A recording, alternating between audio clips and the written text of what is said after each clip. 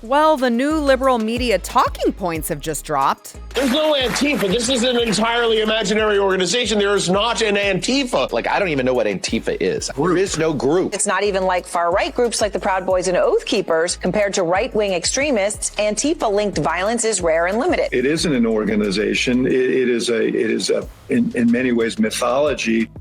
Apparently, you can't trust your own eyes and ears. It might shock you guys to find out, but Antifa is actually real, and we're going to prove it to those blowhards using their own reporting.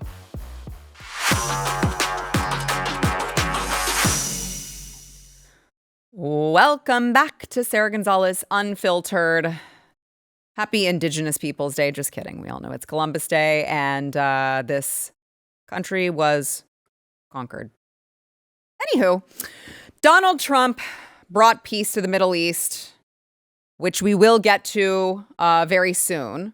But he just brought peace to the Middle East. And so the next step, let's get America back in order. You've got these streets in these Democrat cities that are just taken over by Antifa thugs still. And the crazy part is, we're seeing the video that's coming out. We're watching the video that's being played. We're talking to people out there. We've got people I know you guys probably follow, people like Nick Sorter, who are out there getting all of this footage, showing Antifa, showing all of the damage and the destruction and the crimes that they're committing. But the Democrats are like, what are you talking about? That didn't happen. And they just want to gaslight you into thinking, no, don't believe your own eyes. Don't believe your own ears. There's actually no problem, that's the new left-wing talking point. I'd like for you to, again, it just dropped. New talking point out. Watch. There's no Antifa. This is an entirely imaginary organization. There is not an Antifa. Like, I don't even know what Antifa is. There is no group. It's not even like far-right groups like the Proud Boys and Oath Keepers. Compared to right-wing extremists, Antifa-linked violence is rare and limited. It isn't an organization. Wait, I thought you just said it didn't exist. In many ways, mythology. It's not like the Proud Boys or the Oath Keepers, sort of defined terrorist organizations with leadership that leads violence. It's not a highly organized movement. It's a moniker. It's not a unified group like the Proud Boys are. Things like Antifa are things that are thought up. It's all in this guise of going after Antifa, which is nothing. There's no organization called Antifa. Nobody's a member of Antifa because it doesn't exist. They are just declaring into existence something that doesn't exist. There is no Antifa organization, so maybe Nothing that's good for social media, but it really is non-existent. They exist on the internet in chat rooms and in 4chan and Discord and places like that, where they run discussion boards, trade tactics, documents, things like that. But none of them are called Antifa. So it's so interesting, just like with everything else that the left wants to pretend isn't happening. It's not happening. Antifa isn't a thing. And then you saw Aaron Burnett. Okay, well, even if it was a thing, the violence is really limited. It's not like those nasty right-wing nutjob Republicans. And then it's like, okay, the next step here, I'm just waiting for someone to explain to me why Antifa is good, which is usually how this leftist mentality works. And so you watch all of these idiots spewing this garbage that we all know is not true. We've all seen it. And it starts to make you wonder, like, have they ever even watched the news programs that they are appearing on? Because as with everything with Donald Trump, before Donald Trump declared Antifa was a problem, they actually didn't have a problem reporting that Antifa was in fact real and also a danger. They had no, but when Donald Trump says it, orange man bad, therefore, whatever Donald Trump says is bad, I believe is good. Whatever Donald Trump says is good, I believe is bad. That's the way that their brains operate. However, one slight problem for them, the internet is forever. So we have Jimmy Kimmel on ABC, clearly does not even read or watch ABC News. Let's go ahead and pull up this headline. After a year of protests, this is from 2021. After a year of protests, Portland residents have waning patience for Antifa. There it is. Rose City Antifa is one of the nation's oldest active Antifa groups. Oh, Okay, so back in 2021, we were actually not just talking about Antifa was a thing. We were actually dating how old the nation's oldest active Antifa group was, because that's how much of a thing we all could admit that they were. And ABC News actually, hello, Jimmy Kimmel, knock, knock, are you listening? ABC News actually spoke to the members of the Rose City Antifa. I'm Milo, and I'm a member of Rose City Antifa. I'm Ace, and I'm a member of Rose City Antifa. Along with these pseudonyms, they've asked us to frame their faces in shadow and alter their voices. The use of violence is a tactic of how we keep our communities safe. They say they're members of the nation's oldest active Antifa group. The use of violence is there to maintain safety for us and make sure that when people like Proud Boys or Nazis or fascists come to our city and want to do that harm, then we are not allowing that. Milo and Ace defend the destruction as a tactic to apply pressure to city leaders. There are a lot of reasons why people would engage in property destruction. I think that one of the reasons that people will break windows is a lot of times like symbolic of the way that the city will protect things of material value, but not its people. It's just symbolic. The vandalism is it's just symbolic. See, you don't get it. You believe in property rights? Oh, okay. Well, you silly little communist, by the way, reason that out in your head. Why it makes you a fascist or a communist to, believe in things like property rights. It's kind of the opposite. But these people, they just said it themselves. Milo and Ace, who definitely was gay, judging from his voice. These people are literally spelling it out for us, but now we're supposed to believe it doesn't exist. Now, the montage that I played for you, the second person in that montage was Chuck Todd, of course. He is a longtime hack from NBC. And so let's go ahead and knock, knock, Chucky. Let's look at what your own former network, what does NBC actually have to say about Antifa before they caught Trump derangement syndrome? 2017, what is Antifa? Well, it doesn't say nothing or non-existent. It says meet the fascist fighting coalition dubbed the alt-left by president. They relish in punching Nazis. They protest in all black, and they vowed to physically confront racists and extremists across the country. That seems pretty real to me.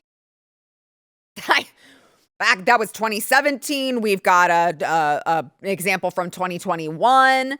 And by the way, NBC News has absolutely no problem bragging about they relish in punching Nazis. So we're glamorizing violence because they've called their opponent a Nazi. Therefore, it's justified. And so I don't know from what if I am to believe that NBC News and ABC News are, of course, very important, esteemed media organizations, I guess I gotta believe that Antifa is real because they sure do seem real enough for an interview with NBC. You've said things like, we are unapologetic about the reality that fighting fascism at points requires physical militancy. What does that mean? That means that when fascists come to our city to attack people, we are going to put our bodies between gangly little body fascists and the people they want to attack and try to prevent them from doing that. We see ourselves as engaging in self-defense from groups who want to do our community harm, whose ideology is the ideology of genocide and mass murder. So in the sense of reaction, we see fascism as an inherently violent ideology. So when we disrupt its organizing, we see that as self-defense. Why are they covering their hands? That's strange. I mean, listen, maybe it was cold inside the building. I don't know. Because sometimes it's in here and I'm freezing and I wish that I had a hoodie that I could put my hands in. But that just seems really like is he hugging himself?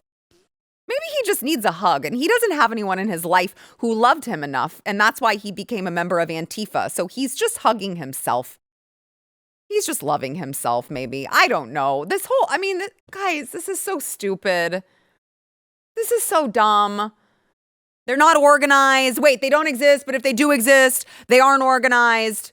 Okay, CNN, back in 2017, said that they were organized with no central leader.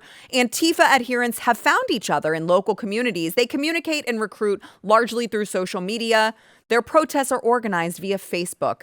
And of late, in active areas, monthly meetings have increased in frequency to several times each week.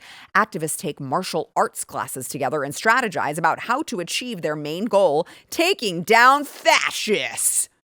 Fascists, because that's in the name. It's Antifa. Anti-fascist. Do you get it? Don't you get it? It's all so, like, guys. Remember, in the montage we heard, they're like, no, well, there's people in Discord. There's like chats going on in Discord and 4chan and all this. That's not Antifa. That's not actually Antifa. I don't know. CNN was just saying they were recruiting people through these very same measures, through social media. Sort of like, I don't know, terrorists. They have monthly meetings. They have martial arts classes. But other than all of the organization that we just explained to you, they're not organized. Come on. I mean, they don't have a book club, okay? So you tell me if they're organized. Now, there are also examples where these people, these domestic terrorists, the true fascists, if you'd like to throw that word around, have tried to carry out deadly attacks as well.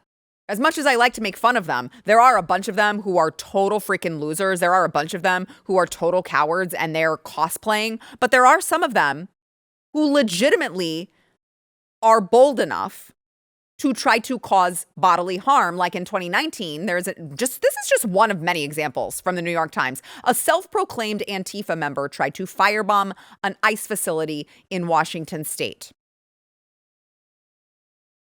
The man was armed with a rifle and throwing incendiary devices on Saturday in Tacoma, Washington, officials said. They are dangerous. They have dangerous intentions. And they do have people in their ranks who intend to carry out all of these acts. So they are not just dangerous. They're not just on the streets. They're also infiltrating at much higher levels than I think this country is prepared to deal with. Okay, I want to show you Minnesota Attorney General Keith Ellison on, as President Trump likes to dub them, MSDNC. That there is no... nobody even knows what it is. The first person I ever heard use the word Antifa was Donald J. Trump when he was going on about how there were good people on both sides in Charlottesville. Oh, That's the first time I ever heard anyone use the term. So now it's this amorphous thing. And if nobody's really Antifa, then everybody could be. If nobody's Antifa, then everybody's Antifa. And we know no one is Antifa, so I guess everybody is Antifa. Yeah, I guess you're right. Everybody must be Antifa, including you, Keith. Because that's a picture of you with a literal Antifa handbook. Like, it's on the... I mean, I don't know if he can read. Maybe he just can't read, and he's not aware that he is holding, actually, Antifa, the anti-fascist handbook. It's a little awkward, Keith. You may want to explain that. Now, on top of all of this, I have been in front, face to face with these people. You guys have seen my videos. I will never forget. I can never thank enough the photographer from the Texas Tribune, Dallas Morning News, one of those leftist hack organizations, who took this picture of me. I love this picture of me. I'm standing right in front of all of these Antifa, shitty, just awful people, unafraid to just yell at them what I truly think of them as they are guarding young children from getting, they are allowing these young children, guarding them, protecting them so that they can make sure to get the sexual indoctrination inside the bookstore behind them. Like, it's right there. I've been in front of them many times, including Benjamin Song. You guys may remember. I encountered him at a protest in Texas, And I say you may remember because you're like, Benjamin Song. Where have I heard that before? Oh, he was on the Texas top 10 most wanted list before he was captured. And he's accused of attempted murder for that attack on the ICE facility in Alvarado, Texas on July 4th. He is Antifa, guys. It's not an invisible, imaginary thing. Like, he is Antifa. And if you go out there and you ask him, all of these losers, if they are members of Antifa, they say, yes, that's why they have to cover their faces. That's why they're covering their faces. That's why that dipshit in the other video was like hiding his hands. I mean, I don't know what's on his hands that could properly identify him. Maybe he's got like cool hand tats of naked dudes. I don't know. But that's why was my face covered when I was out there? No, because I don't have links to a domestic terrorist organization. That's why I'm the one that's posing in the picture and they're the one wearing masks. They don't want to be identified because they are members of Antifa. Duh. Go ahead, Stephen. Stay in front of the class. You are hiding as a cat, apparently, in that one. I'm not hiding as a cat. I was trying to be a furry and fit in. How long did that one work? I feel like that one was one of the quickest, wasn't it? Nope, it didn't. They found me right away. Now, sometimes I wear the glasses and they're not on to me. Sometimes I wear the glasses and they're like, Sarah, we know it's you. You need to leave. So it did not work. But listen, President Trump is obviously doing what he can to stop this domestic terrorist organization from getting out of control. But the first step to solving a problem is to admit that you have a problem. Anyone who is an alcoholic would know that. That's the first step. It's the golden rule of solving a problem. So, like, Democrats must just be so stupid or so retarded, or I'm not ruling out a combination of both, that they don't understand we can't wait until they actually cause more people bodily harm, until they actually carry out some mass attack, before we can all just agree Antifa's a thing. And we should do everything we can to stop them. It is in America's best interest to stop them. All right, make sure that you are subscribed to Sara Gonzales Unfiltered. We've gotten so many new subscribers over the past month. Welcome, all of you. I'm so glad that you're here. What you can do for us, because I know we get comments all the time. They're like, how does this channel not have 1 million subs? Well, the overlords at the website or app that you are currently watching this on, you could abbreviate it by saying Y and T. The overlords don't love us, and they do what they can to suppress us. So if you would just hit the thumbs up button, it'll help us. And if you would just comment on the native video, comment in the chat. That's fine if you're here in the live premiere. Hello, we love you. Thank you for being here. But also comment on the actual video. It will help us to get out there in the algorithm and share the show with your friends. That'll help us as well. All right, we got to take a quick break. We'll be back with our panel. First, we want to thank our sponsor, Relief Factor, because we got to pay the bills. We got to keep the lights on. And Relief Factor is actually an amazing product. For those of you who are living in pain and you feel like that's your life now, it doesn't have to be. Try Relief Factor. It is an all-natural anti-inflammatory. And I know from personal experience, by the way, I've got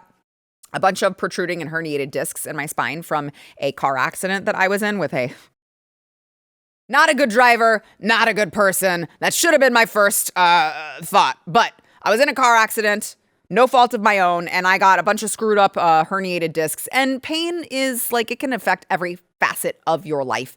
So if you have knee pain, neck pain, back pain, whatever the case may be, try Relief Factor. 70% of the people who try the 3-week quick start that you see on your screen right now go on to keep ordering more. So the odds are in your favor that it can work for you. And if it does, that can be life-changing. Go to relieffactor.com to get that 3-week quick start. It's less than $1 a day to try it. Relieffactor.com.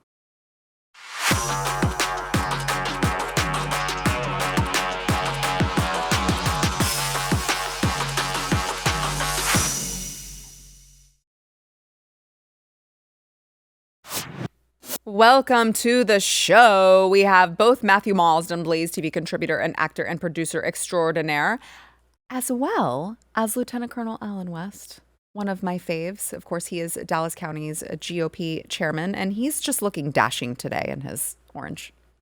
Getting ready for a butt whipping when we go down to Tuscaloosa, Alabama. So at least I'll go down fighting. He did, Stephen, he said that actually publicly. He just said that on the record.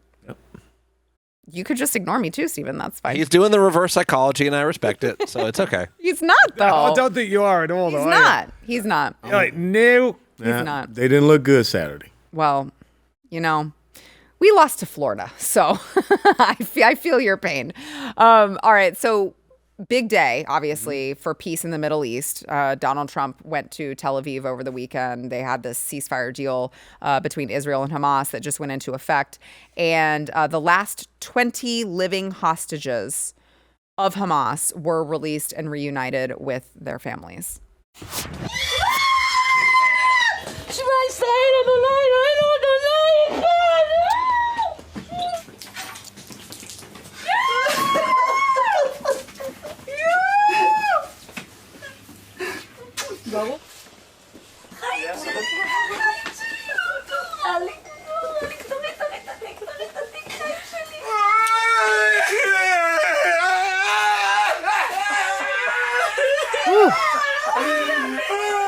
That's hard to watch and not get choked up. You don't know if you're ever going to see your family member again. And after all of that time, to be able to be reunited is just such a wonderful thing. Thank you, President Trump.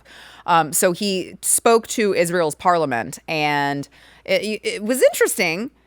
He got a standing ovation here as he entered, which is so ironic.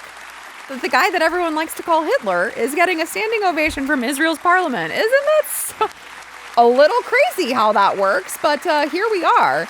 And here is a little bit of President Trump addressing the parliament.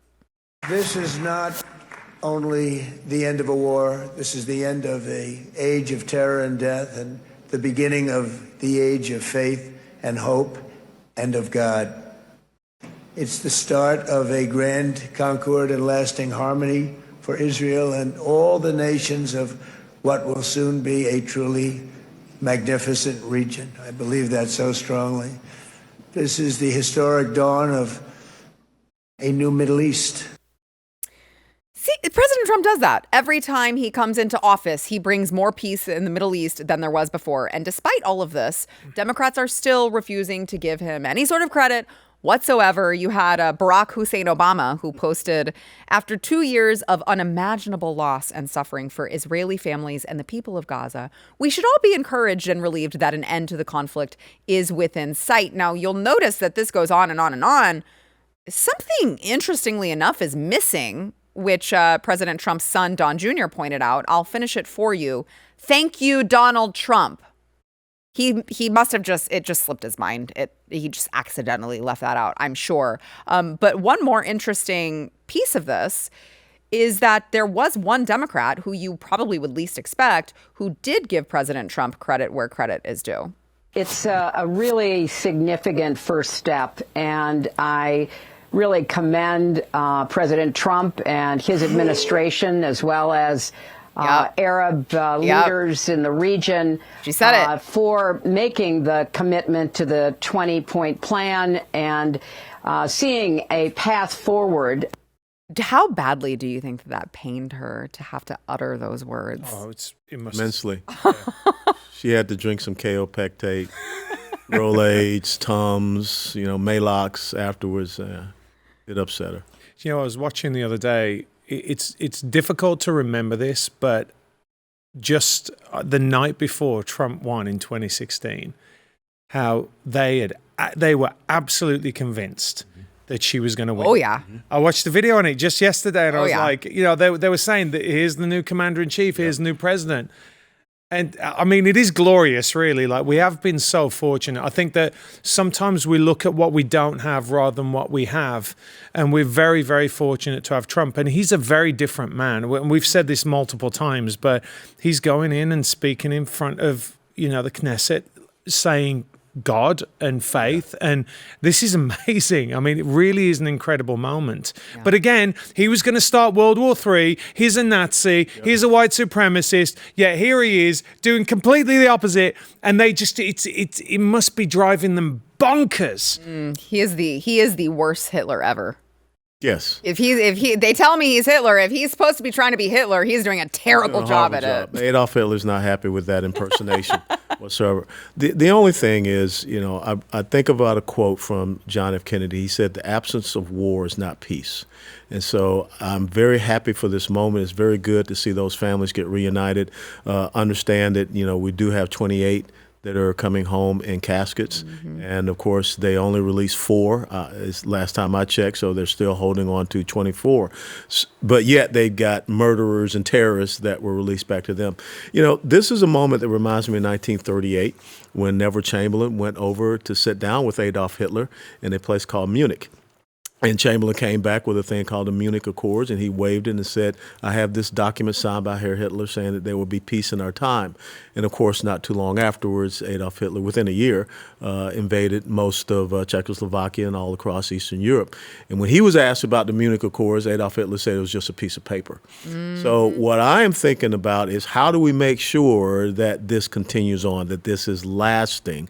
Because Hamas has not changed its charter. Right. It still calls for the destruction of Israel and killing of every Jew worldwide. And not just Hamas, but you've got 6 or 7 other Islamic terrorist organizations in Gaza.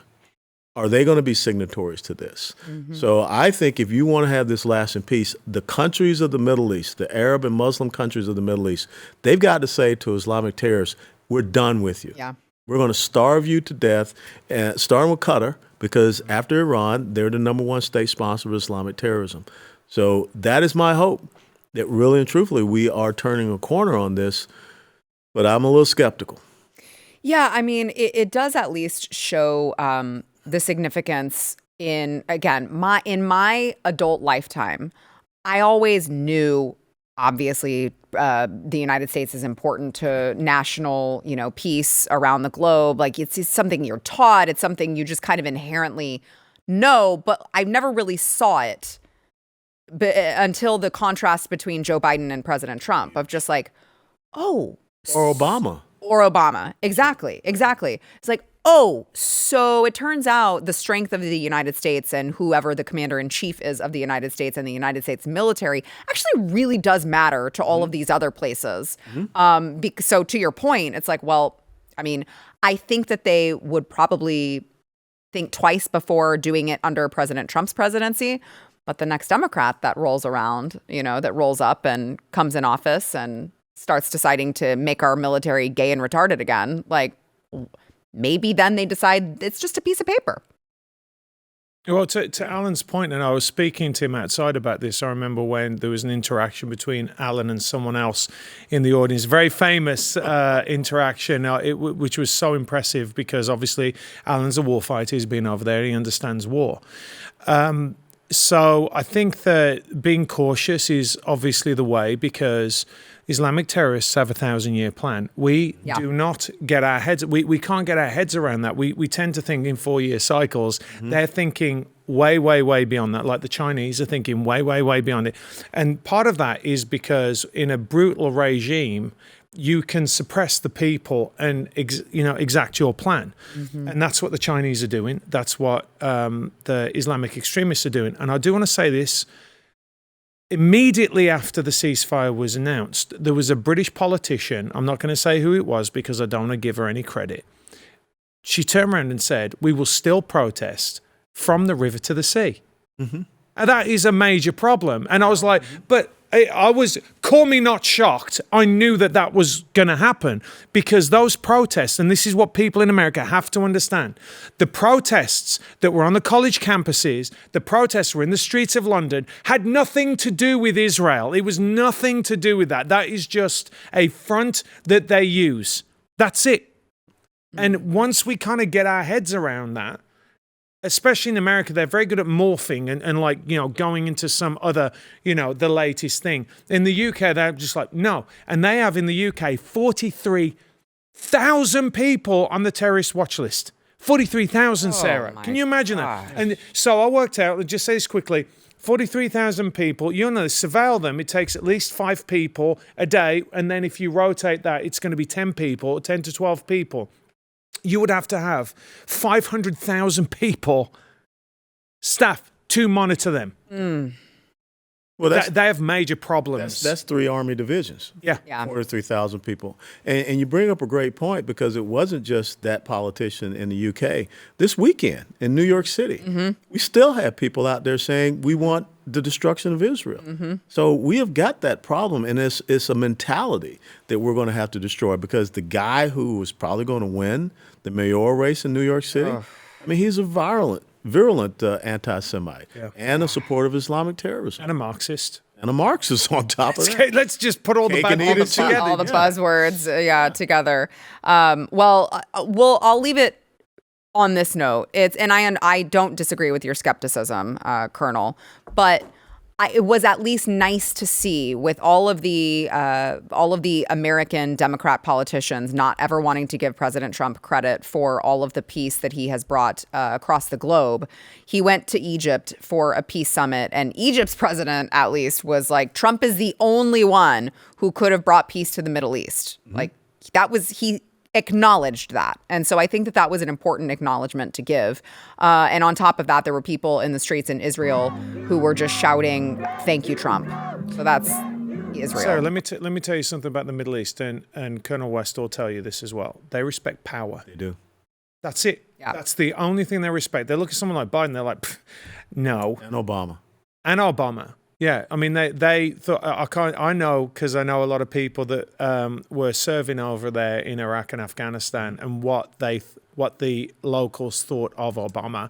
And it wasn't a good thing, let me tell you. So, we absolutely need peace through strength. I know personally from the UK, America sneezes, the world catches a cold is absolutely true. And if you look at what has happened when Trump came in, even in the UK, Trump comes in, all of a sudden Brexit happens. Yeah. Brexit would not have happened without Trump. There's not a chance. Trump gets in again, guess what? They go and protest, as we're saying outside. They start protesting and pushing back.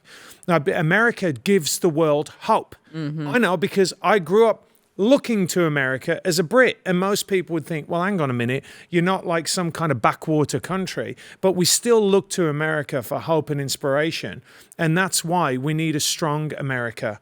It's vitally important. And, on the other side as well, we need to put out great movies, and I'll go on about this, to give, and great music to give people hope. I know that might sound trivial, but it's not at all, because people look to America on so many different levels. It's not just politics, it's culture, it's tech, it's all these other things, and we need to bring it back to be the leader again, because I'll tell you this right now, nobody's looking to China for inspiration. Right. They're just not. I mean, look at that. They build a bridge and everyone goes, I wouldn't go over it. It doesn't matter how great it is. You're like, I don't want a Timu suspension bridge.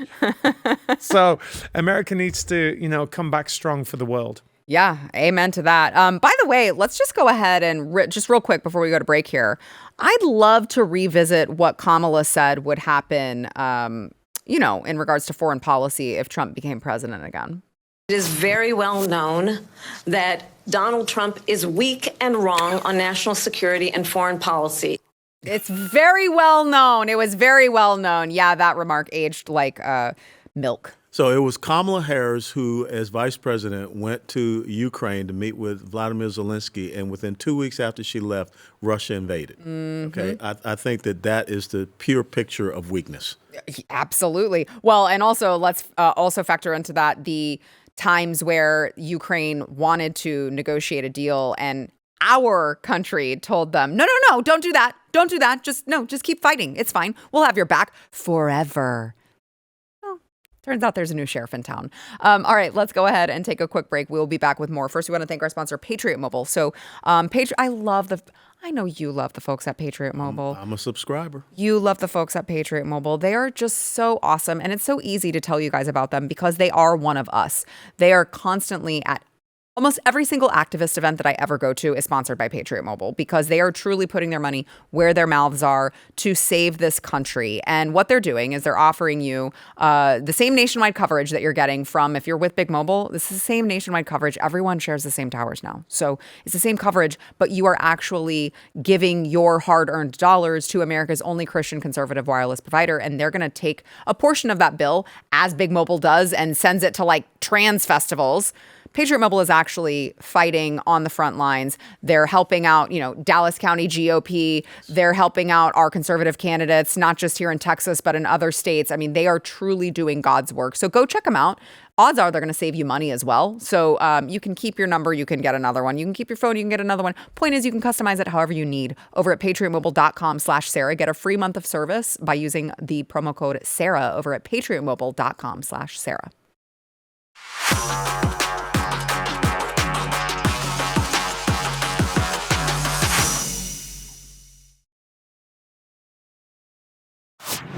We are in day 13 of the Democrat government shutdown, and it's been interesting because I think the liberal mainstream media has finally decided, okay, crap, we actually have to start calling the Democrats out on their hypocrisy, which we love to see, by the way. Here at Sara Gonzales Unfiltered, we strongly encourage the liberal mainstream media to just try to garner some credibility. You never will. You're never going to win us back, but we want to watch you try. And so I want to play for you Senator Chris Murphy on Face the Nation, basically getting called out on Democrat hypocrisy of this.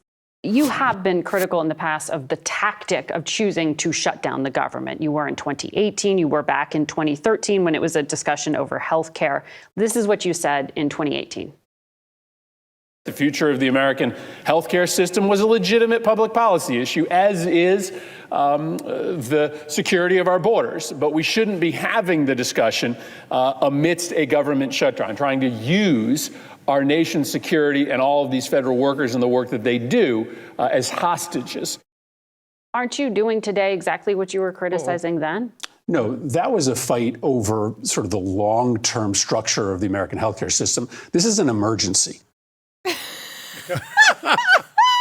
You gotta love it.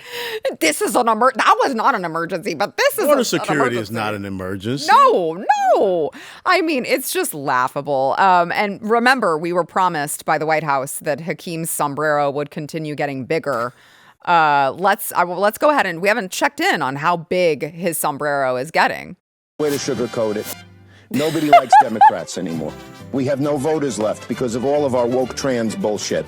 Not even black people want to vote for us anymore. Even Latinos hate us. Okay, so That's good. Oh, man. I love it. Now, I want to get y'all's thoughts on this, but I do also want to bring into the conversation that President Trump is still doing everything that he can to get the troops paid. He directed Pete Hegseth and the Pentagon to use all available funds to pay the military during the shutdown, and they moved like $8 billion in allocated funds to make sure. So despite the Democrats holding Americans hostage over illegal health care, and by that I mean illegal aliens receiving health care subsidies on your dime, the American taxpayer money, you as a law-abiding American citizen are paying for that. And the Democrats want more. They want more of that. They want more of your money to fund all of their lawlessness and chaos. President Trump is still like, we're going to make sure that our troops get paid. It's very difficult for them to win this narrative right now. I mean, they are really, really struggling. That clip reminds me of, do you remember the scene in not Dumb and Dumber, Liar Liar with Jim Carrey, where he goes, "Your Honor, I object." And she goes, "Why?" Because it's damaging to my case. That's exactly what that is, right? He's like, "Oh, darn it. Yeah, please don't put that clip." And that's the thing. The internet is forever. So they're getting held accountable. But I think now that we're seeing, we like, be careful what you wish for. They've wanted this for such a long time because they thought it was going to give them a victory. I mean, that's the truth. That they think they're playing chess, but they're not, because Trump's like, great, shut it down. I'm going to shrink government. I'm going to fire a bunch of people. And I'm here for that because the government is bloated. Like I've said, 50% is a good start if they started cutting it down. So you're seeing, like, it hasn't really affected anybody's life. Like, everyone's like, oh, the government shut down. Oh, the sky is falling. And then you kind of go, actually, nothing's really happened, So it's great. It's great to see that the military is getting paid. Long may it continue. And I really do hope that they are running these cuts as deep as they can and just saying, look, we're not going to have any federal judges saying that these people have got to be reinstated. Use it. Yeah. Use it right now because they're never going to get another chance. Yeah, Colonel, to Matt's point, it is because I've argued with people in the past about government shutdown and the people who work for the government that it does affect. And my argument is, I mean, that's sad.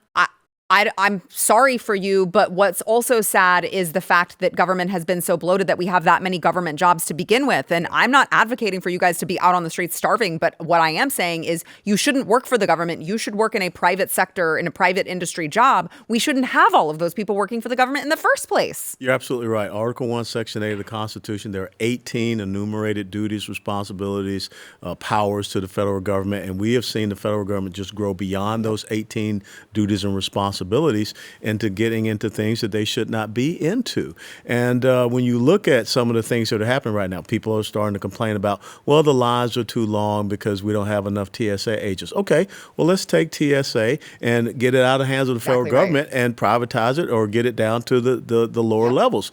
Because, again, that was not something, that was a reaction to 9/11. Oh, we got to have another government agency. We got to have this. And we didn't have to.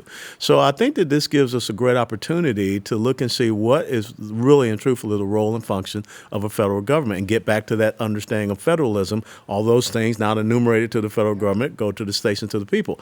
And to your point, Matt, it normally works when you have your typical Republican president.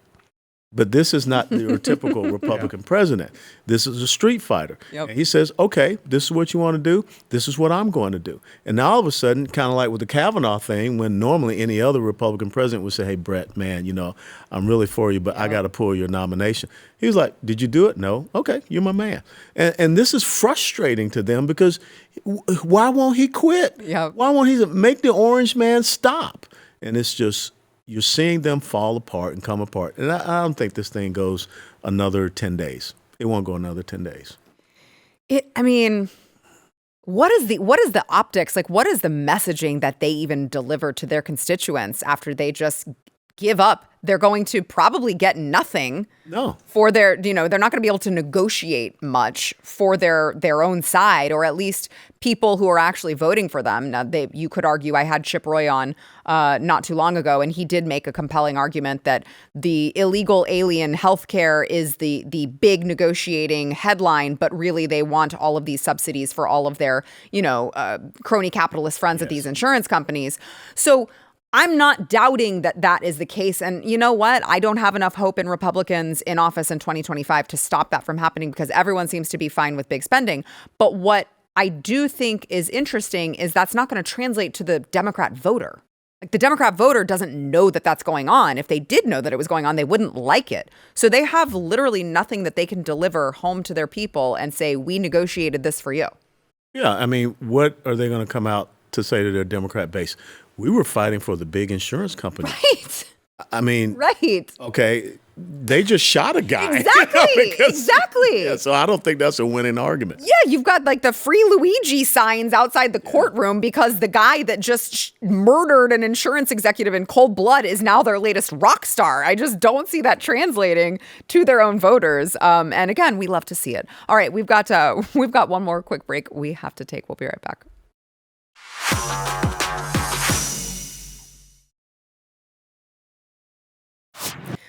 So I want to, let me give you one more here. Another sign of how mainstream media has just, it's like they have negative credibility at this point. J.D. Vance, Vice President J.D. Vance, went on ABC for an interview with George Stephanopoulos, as President Trump would call him.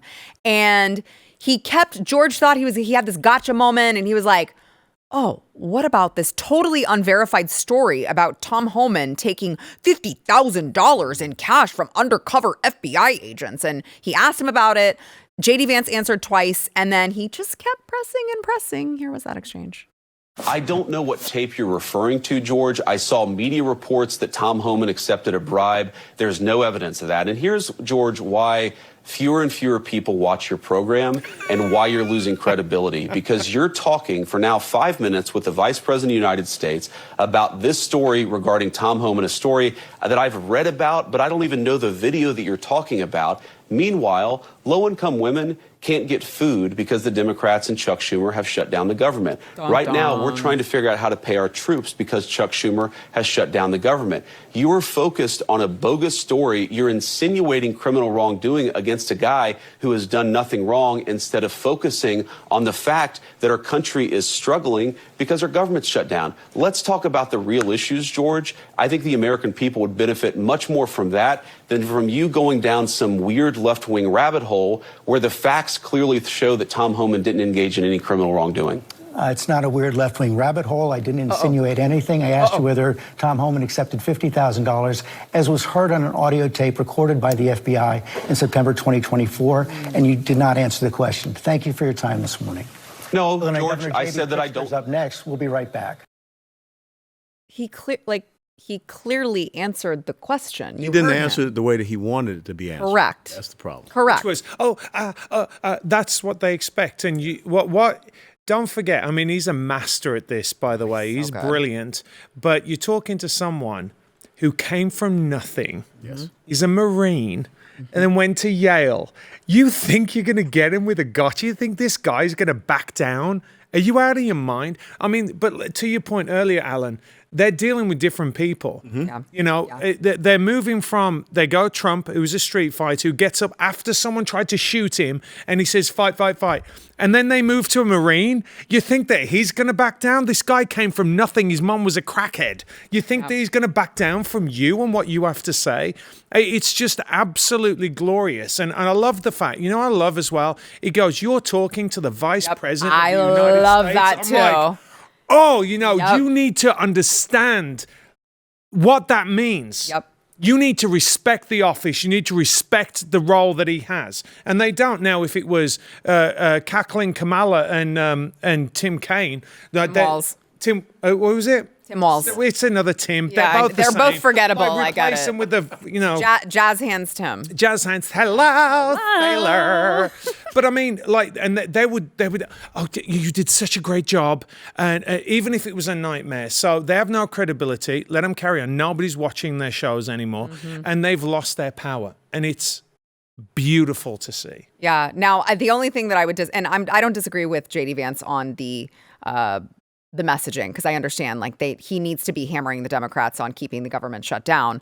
But it is masterful, not just for J.D. Vance, but also for all of these. It's like the White House social media account. Like every single person they've hired in the White House seems to understand messaging at such an incredible level, like I've never seen before. We've never seen this where Republicans are all on the same sheet of music. Normally it's the other side that's all on the same sheet of music.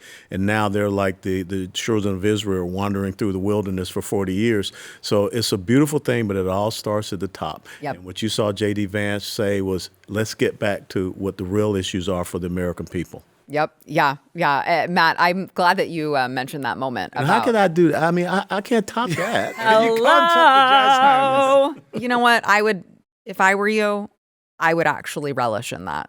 I don't know how much. Can't pull it off. Yeah, I don't think you want to pull it off. Masculine for that. You That's don't what I'm walk saying. on. That's what I'm saying. He doesn't want to pull it off. Masculinity. You'll be crossing your legs next and all that. And we It's can't be not. it. No, it's not. Hunt. No. No. Okay. Next thing you'll be Gavin Newsom, and we'll be like, "Where's the? Doesn't that hurt when you do that? If you have Anywho. no testicles, it doesn't. Doesn't hurt." You heard that here first, folks. Yep. Exclusive Sara Gonzales Unfiltered. Thanks, guys.